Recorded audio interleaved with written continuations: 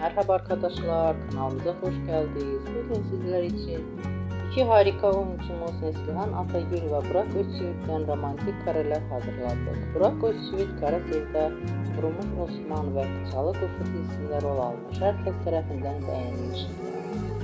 Biz de sizler için onların güzel paylaşımlarını hazırladık. Bu videoların devamlı gelmesini istiyorsanız kanalımıza abone olup yorum yazmayı unutmayın.